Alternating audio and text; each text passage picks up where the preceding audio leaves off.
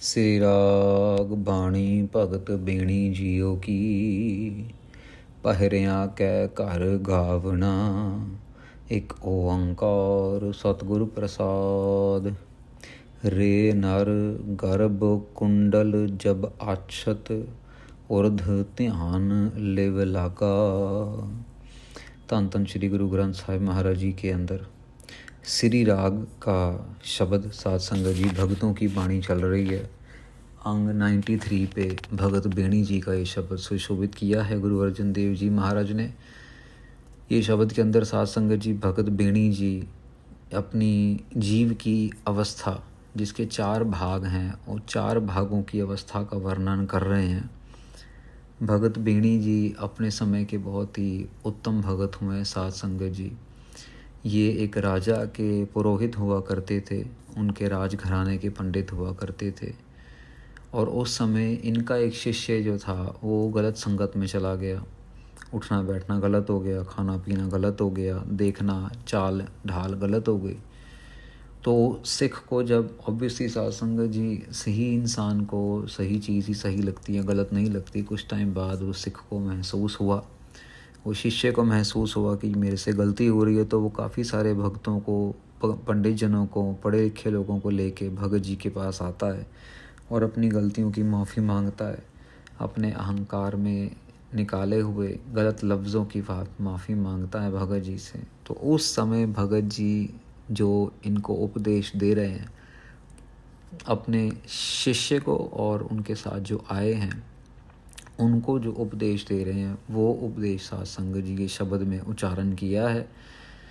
भगत जी कह रहे हैं, गुरु अर्जन देव जी महाराज कह रहे हैं, श्री राग के अंदर, श्रोमणी राग के अंदर भगत बाणी भगत बेणी जियो की, बेणी भगत जी का नाम है, उनकी बाणी। पहरिया कै घर गावना, महाराज अकीद करते हैं कि इनको पहरों की धुन में जो है वो गावना है। अगर शब्द का गायन करना है तो पहरे एक धुन का नाम है साध संगत जी, उनके उस धुन में ये गाना है।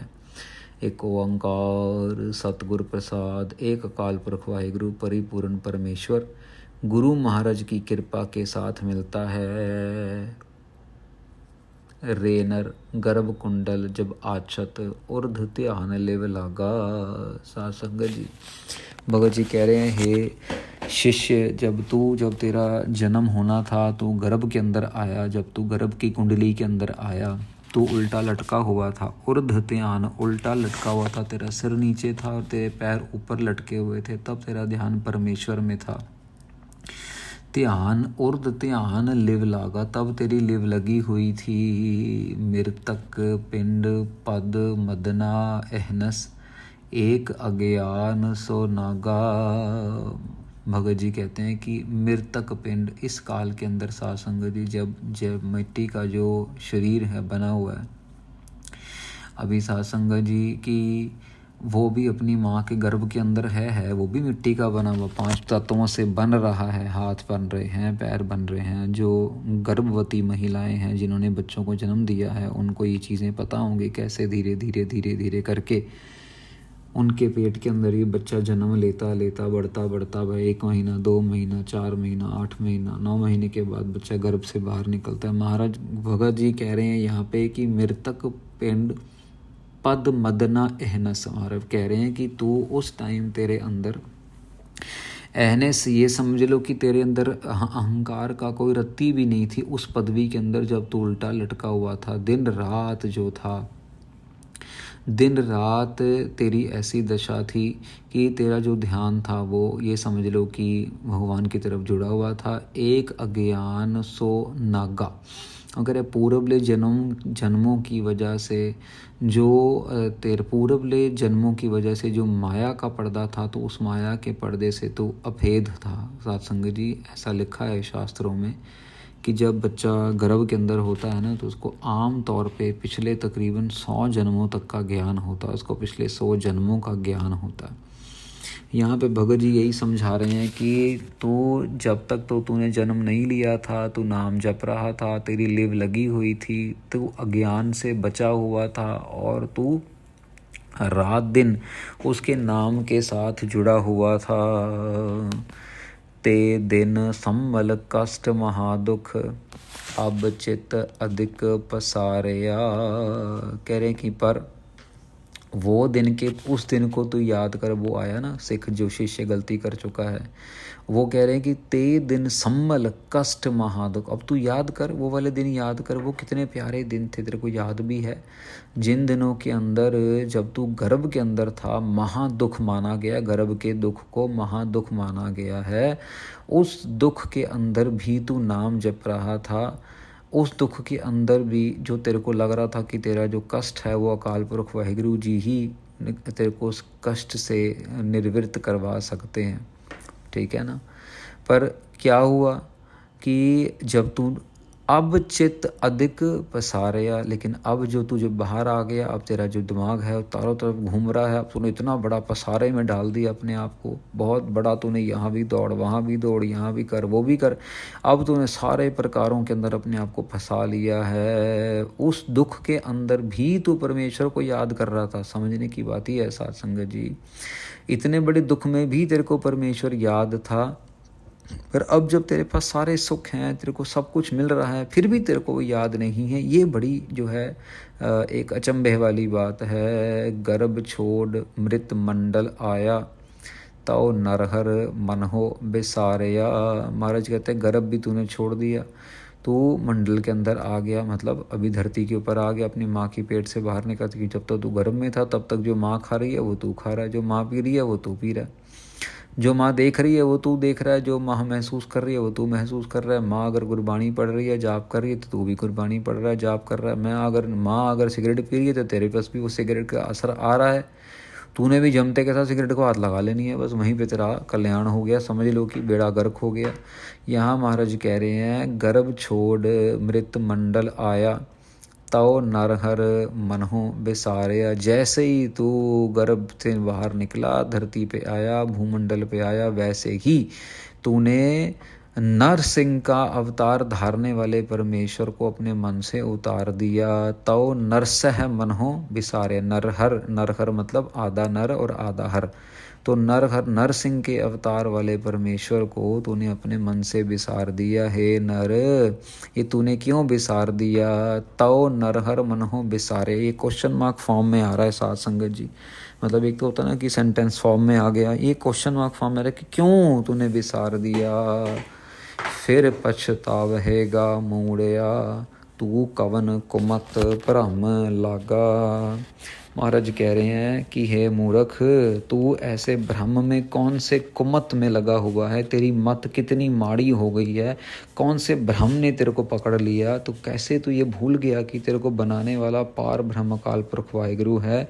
तू कैसे ये चीज़ भूल गया, तू किस तरफ चल पड़ा है, तेरे को आगे जाके पछताना पड़ेगा, तेरे को पश्चाताप होगा। तू कवन कुमत भ्रम पागा, फिर पछतावहेगा मूढ़या।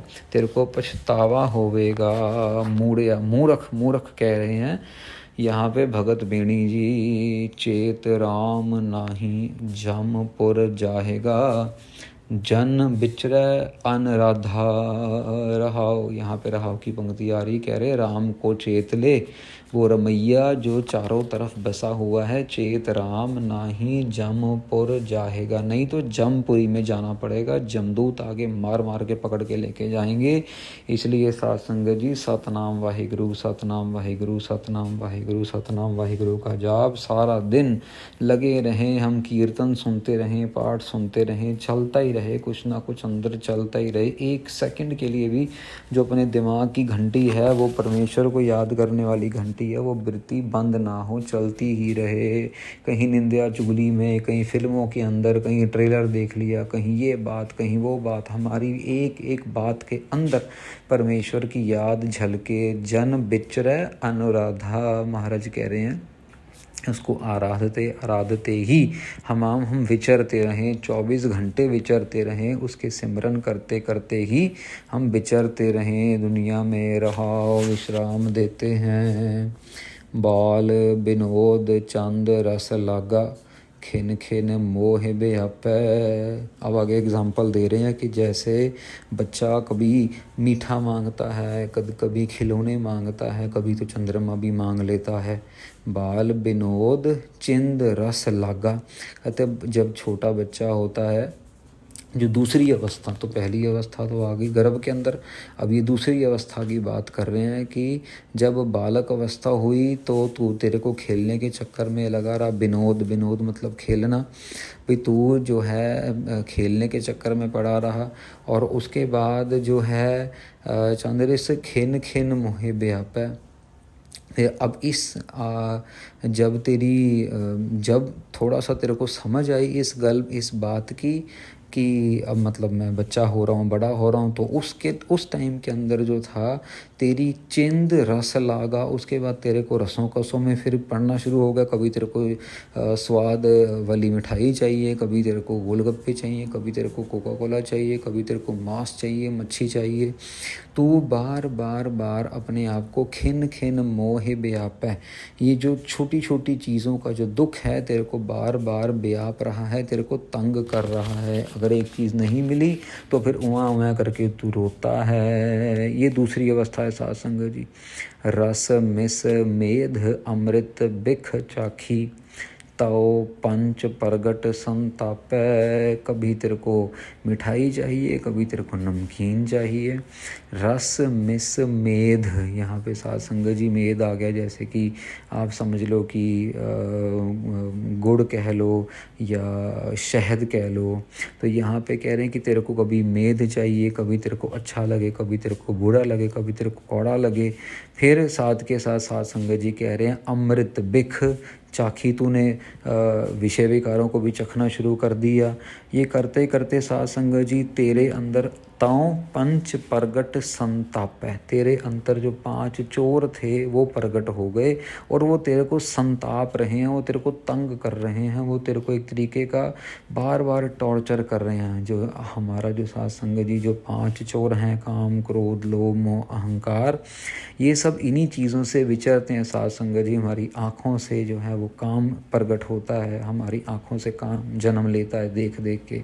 इसी तरह हमारा रस है, हमें जब किसी कोई चीज़ अच्छी लगती है, स्वाद लगती है, वो रस प्रगट हो जाता है। फिर हमें त्वचा का जो टच है वो भी साध संगत जी, ये विषय विकारों के रूप हैं सारे, कि जब हम किसी को टच कर रहे हैं, किसी को देख रहे हैं, किसी की गलत बात सुन रहे हैं, कोई सूंघ रहे हैं, फूल की महक जैसे हो गई, ये सब हमें जो है परमेश्वर से दूर लेके जाने की कोशिश में लगे रहते हैं, क्योंकि ये हमारा ध्यान आकर्षित करके अपनी ओर लगाते हैं और परमेश्वर से हमारा ध्यान टूट जाता है। तो यहाँ पे भगत जी कह रहे हैं खिन खिन मोहे व्यापै, तव पंच प्रगट संताप है, वो संताप तंग कर रहे हैं। जप तप संयम छोड़ सुकृत मत, राम नाम ना आराध्या। तो उस दूसरी अवस्था में तूने जाप भी छोड़ दिया, तप भी करना छोड़ दिया। पहले तो उल्टा लटका हुआ था तो सब कुछ कर रहा था, तूने संयम भी छोड़ दिया, संयम भी छोड़ दिया, खाई जा रहा है, देखता जा रहा है, नहाता जा रहा है, कपड़े धो लिए, ये कर रही, सारा दिन निकल जाता है, लेकिन राम का नाम तू नहीं ले रहा। सुकृत काम तूने करने छोड़ दिए। छोड़ सुकृत मत, सुकृत मतलब अच्छे काम, चंगे काम तूने करने छोड़ दिए, उसके बारे में तेरा ध्यान नहीं जाता। राम नाम ना आराध्या, राम के नाम को तू नहीं आराध रहा है। साध संगत जी सिंपल सी बात है ना, जब हम अपने आप को बाकी दुनियावी चीज़ों में इतना बिजी कर लेंगे तो राम के नाम की तरफ ध्यान आएगा भी कैसे। हम जब सुबह से लेकर शाम तक सिर्फ अपने परिवार को, अपने बच्चों को, अपने आप को सजा लिया, संवार लिया, 2-2 घंटे लगा के ब्यूटी पार्लर ये वो, और आजकल तो दुनिया के दिखावे इतने, नाखून बनाने के भी पार्लर बन चुके हैं।